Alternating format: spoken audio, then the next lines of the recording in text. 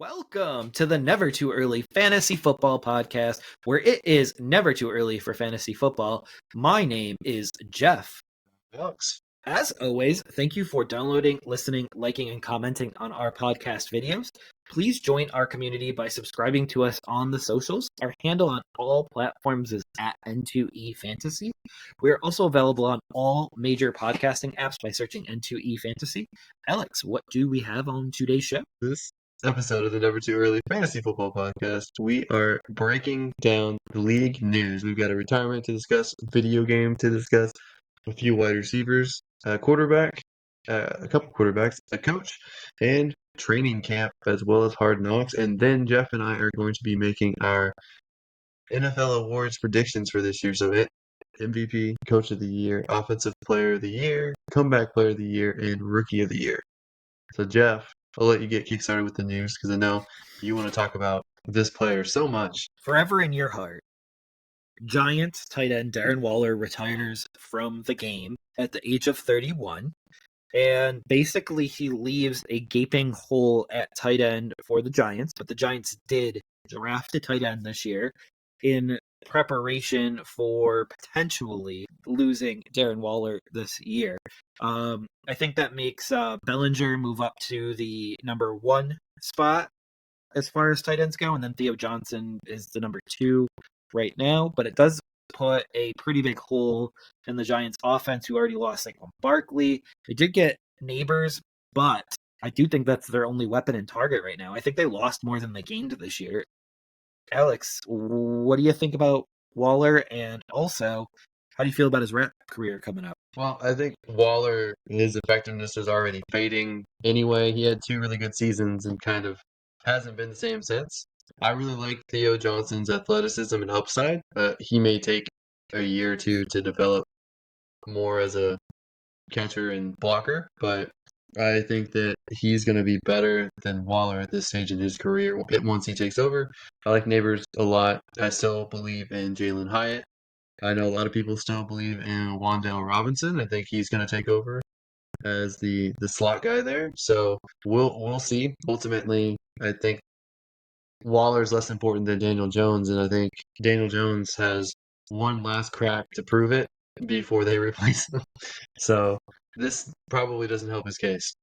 Yeah, do you think he has enough to even be effective this year, Daniel Jones? I think he has more than he did last year, just with Neighbors alone, if you're not counting anything else. Well, if you get rid of Barkley in that run game, I think that is going to put a lot more pressure on Daniel Jones to get rid of the football quicker. But they have your favorite running back, Devin Singletary, who is a clone of Barkley, right? By clone, do you mean like bargain bin clone? Like, he's got a decent skill set, but he's not going to be nearly as effective as Barkley. He's your great value brand. Yes, Barkley. my Equate brand. All right. I'm not even going to discuss his music. I don't want to be derogatory or anything like that for him, for his music, but he certainly has produced music. He's put it out there. I'll just say that. Well, he's going through a hard time. He needs a little less auto-tune. Yeah, I want to hear what his actual voice sounds like. Do you? I mean, I don't want to hear just auto-tune, but sure. I hope he keeps working on his craft before he puts out the next one. Anyway, one player retires. Another player's season could be over before we even play CMC. Christian McCaffrey as the cover athlete for Madden 25. Jeff, is the curse actually dead, or is it something that could actually affect him? So, if we go back a couple of years ago, John Madden was on the cover, and I don't think he could have had a worse season than he was already having beforehand. So then, if we look at last year, Josh Allen more than performed it. He, to me, was an MVP candidate last year, and actually carried better numbers than the league MVP did. So it'll be interesting to see, but it's a running back on the cover. So running backs are the most likely to get injured each year. They do take the most amount of hits. They do take the most amount of beating, the most amount of pounding. So it will be interesting to see if CMC can continue remaining as durable as he has. I know he had that 2-year stretch in Carolina where he had that one injury that basically cost him a year and a half of his career. But other than that, he's been very healthy and very unscathed. So Are you going to be buying a copy of this game, Alex? Still don't have any of the new systems, so I won't be buying it unless I get a new system.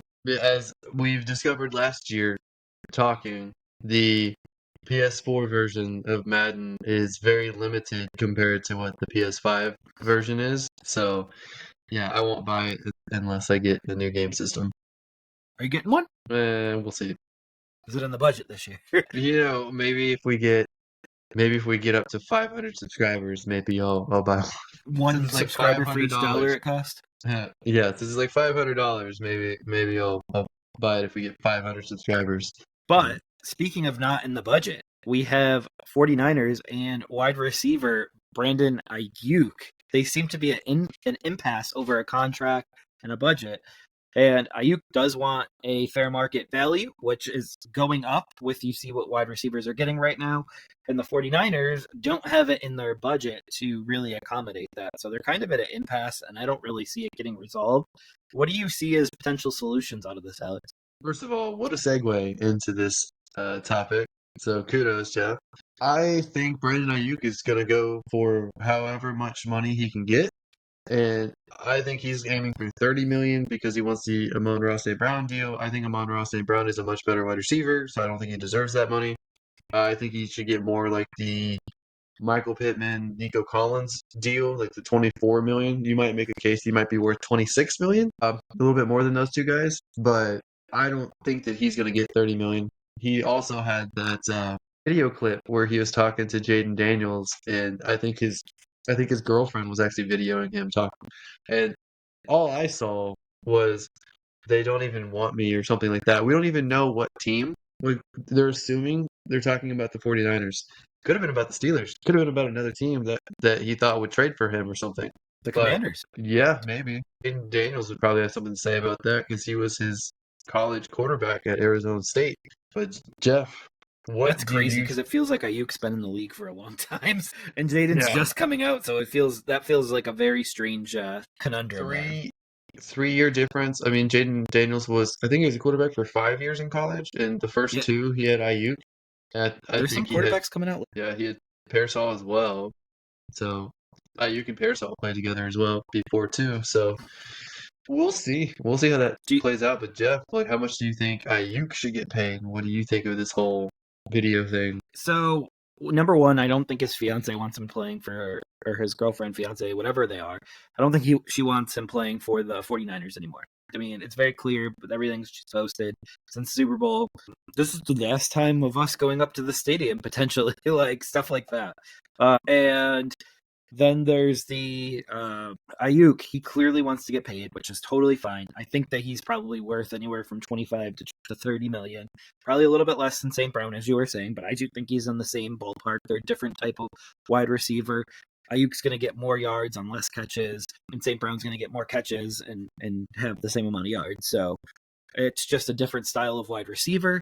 So if we look at that, and then the last thing is, there's a chance that he just wants to go play with his friend Jaden Daniels. I don't know. I would want to go play with my friend. If I'm going to get paid anyways, I might as well go get paid for it in a place where I want to be.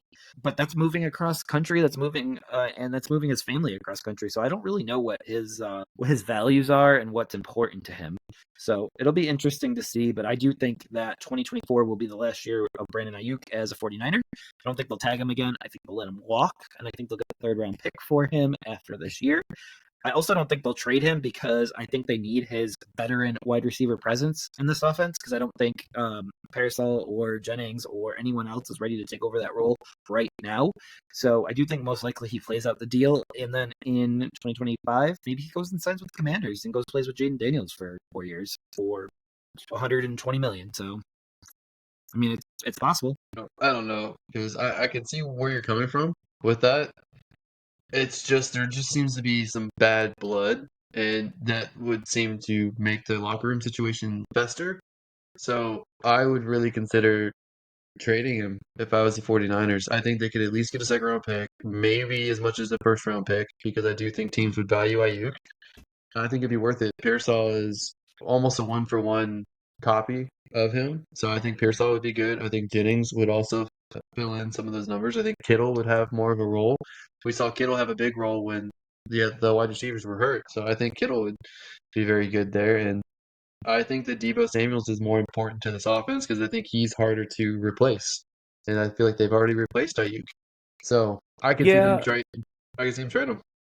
yeah, and let's not forget that Ayuk, when he was a rookie, he ended up some time in the doghouse with Kyle Shanahan. So that on two fronts, there might have been no good relationship between the two of them. And then the other front is maybe Kyle Shanahan really doesn't like playing rookies and sticking rookies out there like that. So I don't really know which is true and which is false, but something happened in that locker room that year. I think it was attitude related, honestly, but I don't know that for certainty. They kept that in house pretty well. But we're talking about Brandon Ayuk here. His fake daddy, his look-alike fake daddy, Mike Tomlin, just got a 3-year extension with the Pittsburgh Steelers as the head coach there. Jeff, is this a surprise to you, or just feel like status quo, or what do you think? I mean, he's the longest tenured coach in the NFL. I mean, John Harbaugh might be the only one that has him beat right now. No, Tomlin's got a year on John Harbaugh, and so basically he's the longest tenured coach now that Bill Belichick's out of the league. It's interesting because he's brought one title in 18. This will be his 18th year, so in 17 years he's brought one title, and I feel like that's underperforming a little bit. Like, I think it might be time for some new blood and a new philosophy in this city. So, I kind of agree with you, kind of disagree with you at the same time. He did win a Super Bowl with the leftovers of the previous regime's team, basically, but he's had an aged Ben Roethlisberger as his quarterback the whole time for the most part for most of his career there. So that's going to be mediocre. He hasn't had a legitimate quarterback outside of Ben Roethlisberger, and so we know that it's a quarterback-driven league, even though he's had a really good defense the whole time. So he's kept that up for the most part. Now they've brought in two former starting quarterbacks to compete for the job. So if they get better quarterback play than Mason Rudolph or Kenny Pickett, then I think that they can actually compete this year. We know that Russell Wilson's really good in the fourth quarter. We know that Justin Fields is physically gifted and has that rushing ability. So either of those guys out there, I think that they will do better than the previous coaching and the quarterback staff. So I think that they can do well this year potentially. So I understand why the owner would want to extend him. I also know that owner is pretty overly loyal in some circumstances. So he's one of those owners that keeps status quo unless it's really, really bad. And Yeah, ultimately, sometimes being overly loyal isn't good.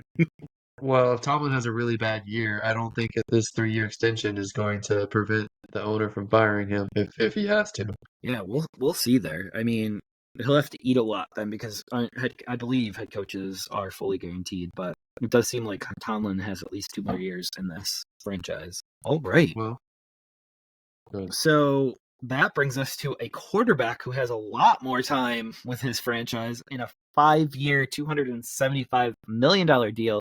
The Jaguars re-sign quarterback Trevor Lawrence. And Alex, I will let you take this away because I know you hate the signing, and I know you're not a huge Lawrence supporter, but I disagree, and I'll let you go first. I just don't buy into Trevor Lawrence yet. They had him for another year of his rookie contract, 5th-year option. They had him with 2 potential years to franchise tag him, so they had him a total of 4 years under team control. To me, it doesn't make any sense to go ahead and commit to him now to a 5-year extension.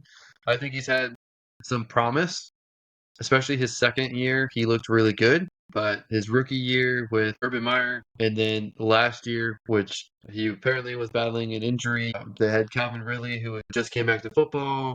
Christian Kirk got hurt, so you can make excuses that he was dealing with adversity and underperformed. That's fine. I think he showed some promise, but I'm not convinced enough that I would give him the 5-year extension. I would at least give him another year to prove it. So I'm not a big fan of that. And then also, I do, as a Texan fan, have bias against him, but that wouldn't stop me from acknowledging Peyton Manning's greatness when Peyton Manning was in the division. That wouldn't stop me from acknowledging Trevor Lawrence if he was actually living up to the generational label that he was given when he was drafted first overall in his draft class. Now, he is, I believe, the only quarterback from that draft class that has survived and stayed with their team and started. So he has that going for him, but he's not lived up to all the hype. And you know me, I don't like it when people get overhyped, and then I don't like it when they don't live up to the unrealistic expectations that were placed upon them. But Jeff, I know that you're a bigger fan of Trevor Lawrence. Yeah, I just think that he is mentally tough, and he proved that in year one, overcoming Urban Meyer. I do believe that he has had some circumstances that he's had a lot of inconsistency on offense. We'll say that. He's had Christian Kirk, and he's had ETN, and he's had Ingram as his mainstays, but none of them have been stars in any place that they've been before. And the only reason that they've been a star is because they've been playing with Trevor Lawrence. I do remember last year you said, do not pay Evan Ingram more than a 1-year deal because he does not perform on a multi-year deal. But last year with Trevor Lawrence, he did perform after a 3-year extension.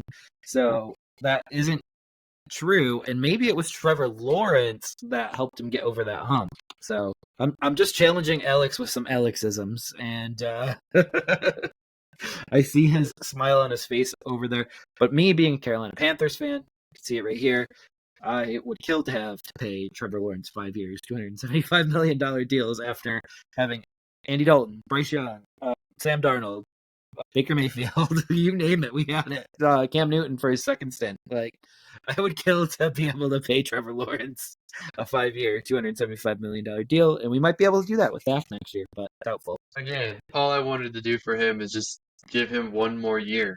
I think he has more talent this year than he's had previously, because I think we can both agree that Brian Thomas Jr. is younger, probably more athletic than Calvin Ridley, and I think that we can both agree that even though I'm not his biggest fan, Gabe Davis is an upgrade over Zay Jones, and I think Christian Kirk is a really good possession receiver, and I think that him healthy for a whole season will be good.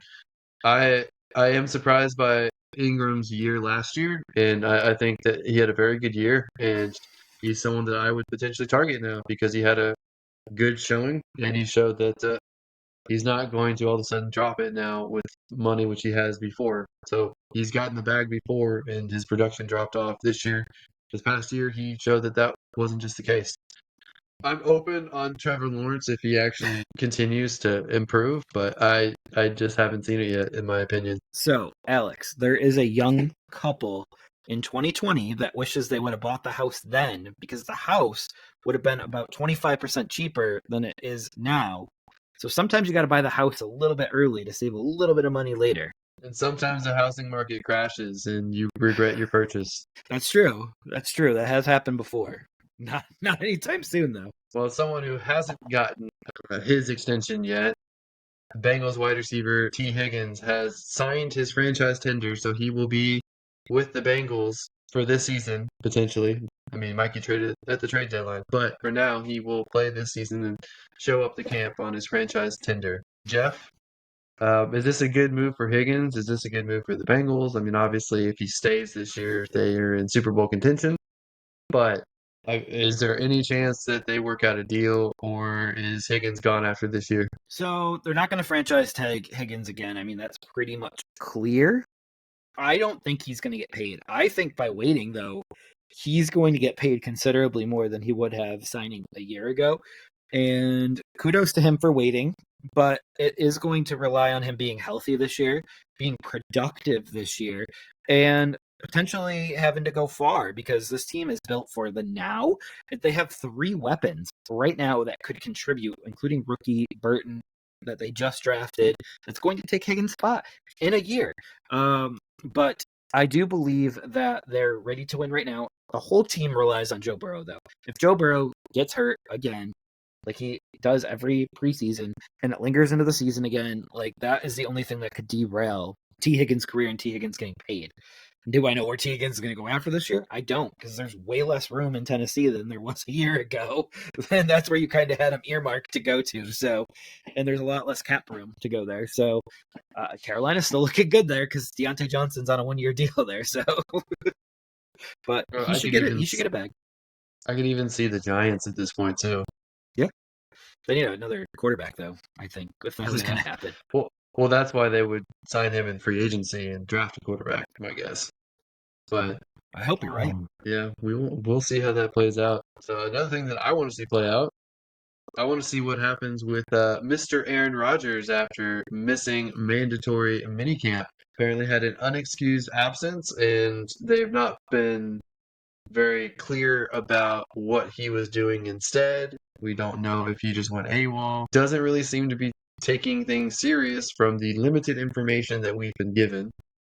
Jeff, what do you make of this? And what do you think are the Jets kind of a dumpster fire already? Yeah, I don't really like what's happening right now, but I do believe that we are spitballing offline here what this could potentially have been. Like, what if Aaron Rodgers' Achilles isn't fully healing or isn't fully mobile the way that it was before, and he's off getting stem cell or treatment on the Achilles and the ankle? We just know so little about this that it could literally be anything. It could be another retreat. It could be just him taking time off right now and being Aaron Rodgers. So I do think not telling us what he's doing has kind of left him more open to some criticism. Whether it's fair or not, that it depends on what he's doing and what he's trying to do to get ready for the football season. All right. So speaking about getting ready for the football season, Jeff, we got training camps that start July 13th. So we are very close to football now. Just what, a month and a half away from preseason or 2 months away from preseason? Yeah, I think it's the first week in August, so I think we're a month and a half. So we've got some dynasty drafts to do, and then we got some ranks to give out to you guys. Right around all of that time, training camps open July 13th. So we're about 4 weeks away from training camps opening, a little bit less, and that makes us very close to football. No news makes us very close to football extensions because most extensions do stop once the training camp starts, except for hold-ins. So it'll be really interesting to see if it heats up this year because it hasn't really heated up as like it has in previous years, and I guess it's okay. But yeah, so training camps about roughly 4 weeks away, and we'll get some rookies reporting and some veterans reporting, and we are going to get some football and some football news. Speaking of getting some more football, Hard Knocks is going to split into 3 different shows. They're going to do an off-season show for the New York Giants, the training camp show with the Chicago Bears, and then they're going to do an in-season version with the AFC North. So, Jeff, which of these are you most excited for, and how do you feel about the way that they're doing this? So the Giants is already done and filmed because that was done through free agency and the draft. So I'm expecting the Saquon Barkley saga to be documented somewhere in here.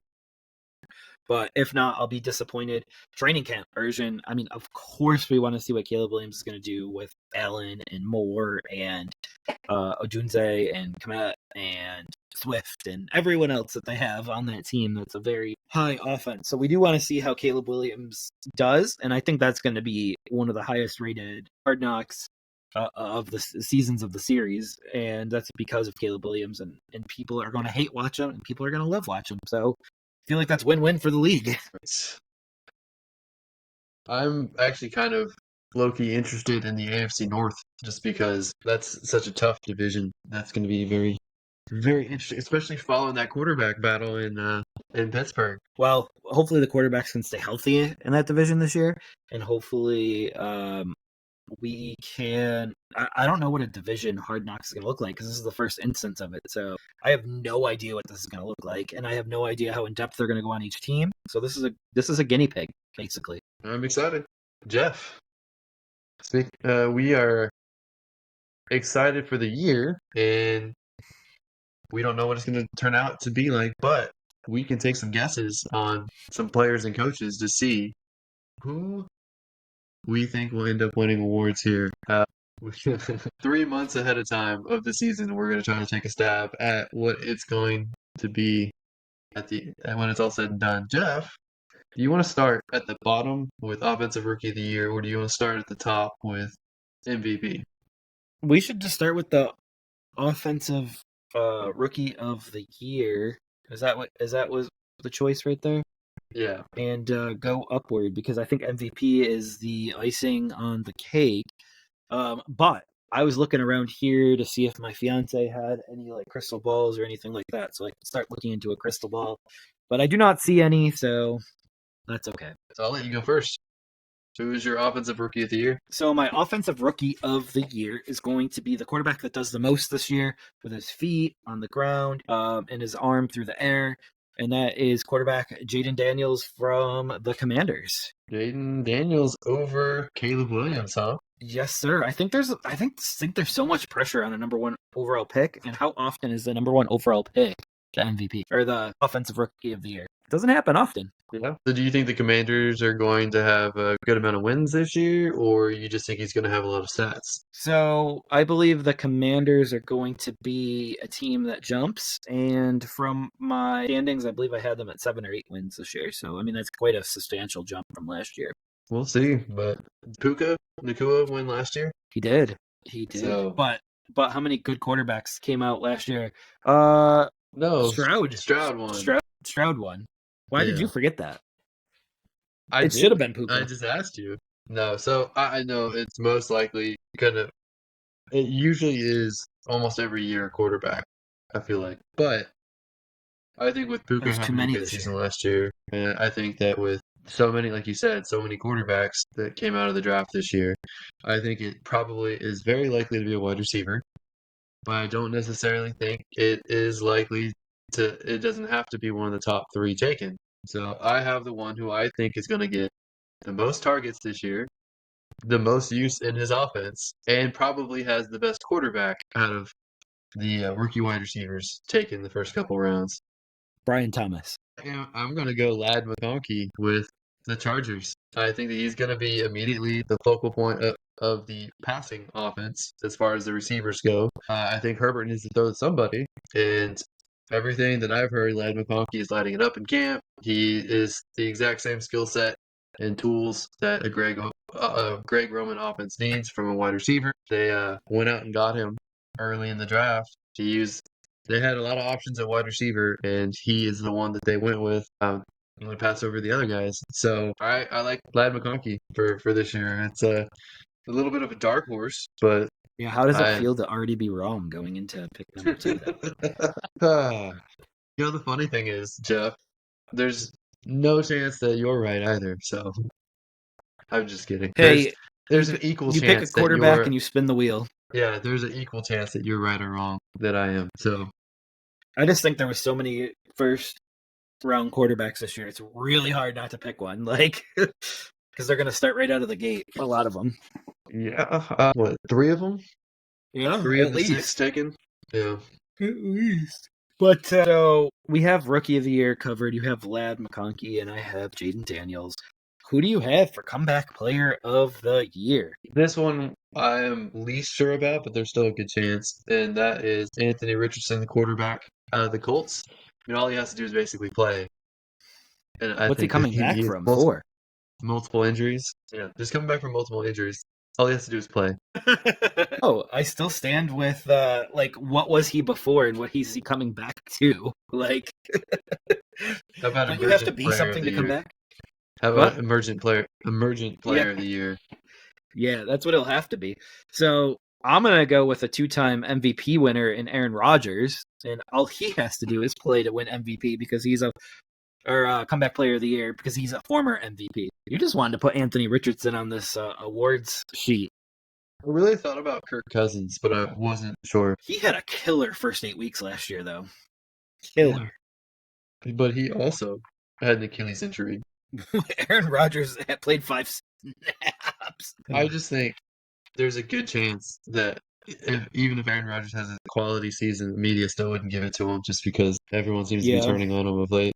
That's what I said in our pre-show meeting. Is I think I didn't tell you who I was picking, but I said I don't know if the media will give it to this person. You know what could have been a decent one as well that I don't think anyone's talking about? What if OBJ had a good season? OBJ in Miami would have been a good choice too, potentially. I just that's an even longer odds thing. That one's a hard one. Yeah. All right, Jeff. Who is your overall offensive player of the year? All right. So This one's going to surprise you quite a bit because you wouldn't see me ever picking this player after all the bashing I did over the last year. But everything is lining up for this player to be the focal point of his offense in Christian Kirk. rushing, receiving, not Christian Kirk. And I believe that Bijan Robinson is going to be the offensive player of the year because they're going to give it to him early and often. Jeff, I thought we'd go this whole time without having the same answer. You're so mad that we have the same. You just hate agreeing with. Never in a million years thought you would pick Bijan Robinson. I mean, I would have put Brees Hall down for you before Bijan Robinson. But yes, So I why do you also think have, for all the same reasons, I think everything's lining up for him to be the focal point of that offense, take a little stress off of Kirk Cousins. I think Kirk Cousins helped take the top off for him. So everything seems to be going well for him, and I think he's the next closest thing to Christian McCaffrey. But I do think that Brees Hall and Saquon Barkley and maybe even like Gibbs as well, Jahmyr Gibbs. I think any of those guys are in line as well. And you can even go wide receiver like Tyreek Hill. Whenever wide receiver gets 2,000 yards, they might be the offensive player of the year. So this was a tough category too. But I agree with you. Bijan Robinson. Gibbs was going to be my number 2. So Gibbs, I was looking at also Brees Hall. I think that he's not going to stand out with Garrett Wilson and Mike Williams and Aaron Rodgers on the team. I think it's going to be hard for him to stand out. I don't think it's going to be hard for Bijan Robinson, who's a first-round pick, and the offense is going to run through him.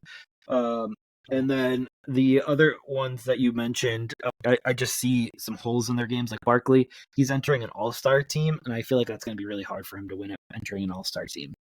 Man, I just thought of maybe a better candidate for comeback player of the year. Who? What about Kyle Pitts? Could be.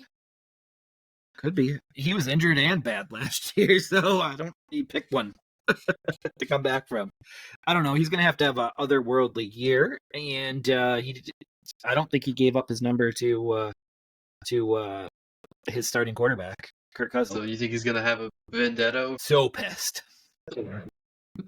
But in Minnesota, who did he target the most? He targeted his number 1 wide receiver, Justin Jefferson, and his tight end, and Hawkinson. So Drake London and Kyle Pitts could be in for huge years with improved quarterback play. So, I mean, I could see Kyle Pitts being comeback player of the year. I'm going to change my answer from Anthony Richardson to Kyle Pitts.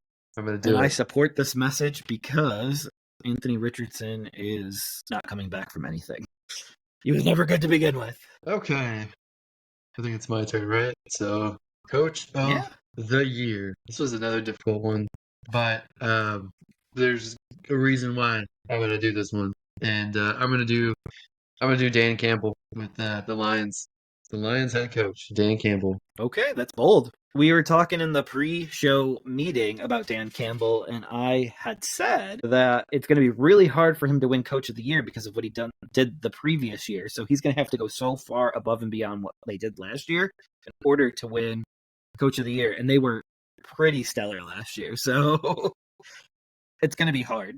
Well, I think they're even more stacked this year than they are last year. I think that they've still got a chip on their shoulder. They've completely redone their defense, Jeff. Like their offense is just as good as it was last year, and they've completely revamped their defense to make that even better. Chicago has a rookie quarterback. I think Green Bay will return back to earth a little bit next year. I'm not convinced with Jordan Love yet. Obviously, the Vikings should regress. So the Lions, to me, should be even more locked in on that division.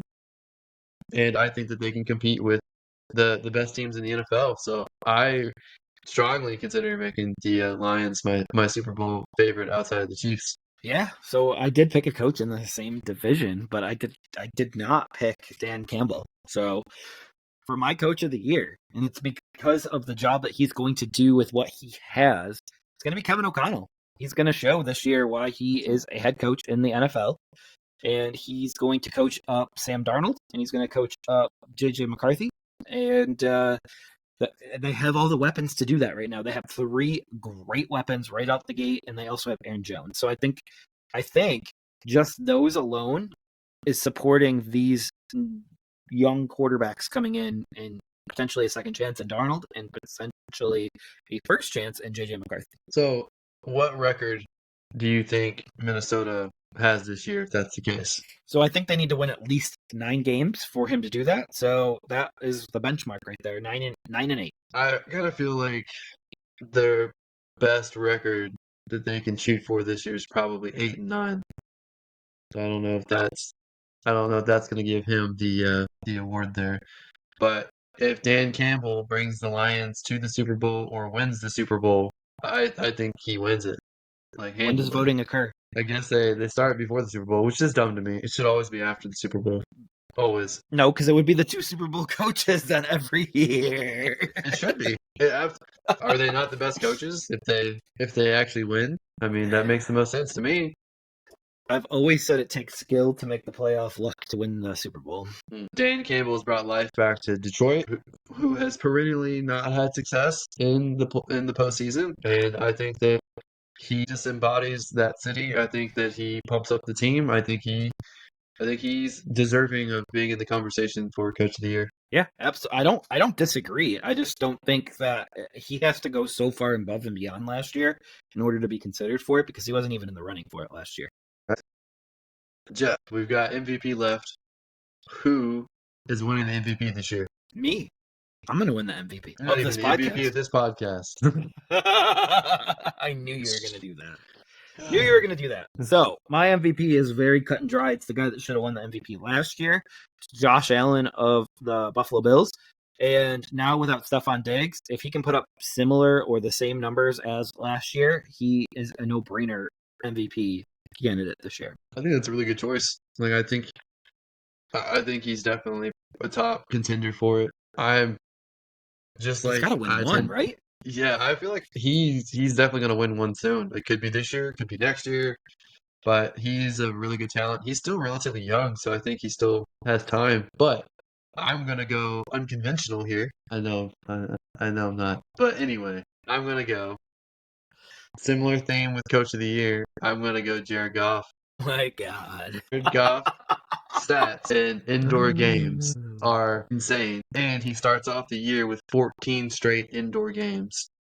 I think his stats are going to be astronomical, and I think that Detroit's going to win a lot of games, and I think that they're going to go deep in the playoffs. So I think all those things line up with winning MVP. That's just my thought process on that, and I think that there's also a lot of positivity from the media when they cover Jared Goff. I think there's a lot of positive vibes, and I think that ties into it. Like, if they like the player and the player performs, even if someone else performs, I think they're going to lean towards someone they like. Yeah, we'll see.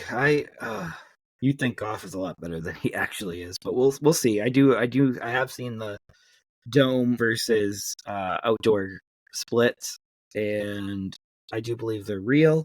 And we'll see if he can keep it up all year. But he has lost more wide receiver and receiving talent this year than he's brought in. So there is that as well. He lost his safety bundles.